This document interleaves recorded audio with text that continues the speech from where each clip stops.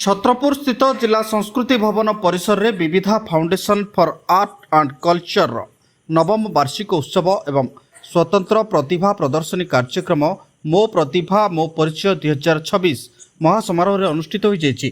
अनुष्ठान संपादक प्रशांत कुमार पट्टनायक तत्वावधान में आयोजित यह कार्यक्रम में छत्रपुर और आखपाख अंचल बहु कलाकार नृत्य गुरु अभिभावक और कलाप्रेमी जोग देते।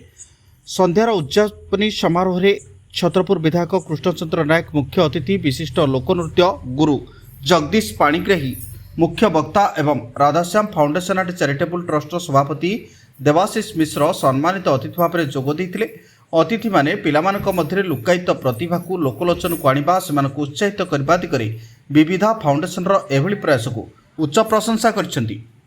देखो गंजाम जिला सहर कथा छतरपुर सहर कथा समस्त जनसाधारण को जो बड़ी भाव एकाठी बांधी रखापी छतरपुर सहरवासी को जो बड़ी भाव कला जो इच्छा शक्ति अच्छी आपण मैंने देखिथे बहलाद नाटरू आरंभ कर घोड़ा नाचरू आरंभ कर ओडिसी नाचरू आरंभ कर जो मैंने गंजाम जिले में कला को बंचे रखापी जो पूर्व पीढ़ी माने जो बड़ी भाव त्याग बलिदान कर जो आज पर्यंत जो बंचे रखिंट आज जो युवक भाई माने छतरपुर सहर कथा हो गंजाम जिला कथा मुझे धन्यवाद देवी। देखो सर्वप्रथम मो सब कलाकार मान को धन्यवाद जनाऊँगी।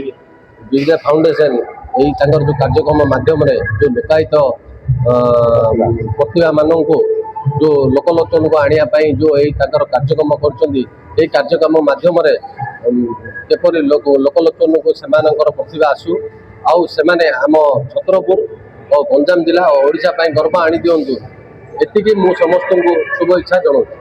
दीर्घ 9 वर्ष पूर्व आम प्रस्तुत करूँ आज से प्रति वर्ष विविधा foundation for art and culture तार वार्षिक उत्सव करे एवं प्रतियोगिता भी करी आसुची। आज तार नवम वर्ष बहुत खुशी लगुच छतरपुरवासी कहीं सारा गंजाम वासी एवं भल पाँच से प्रोग्राम करुच्ची।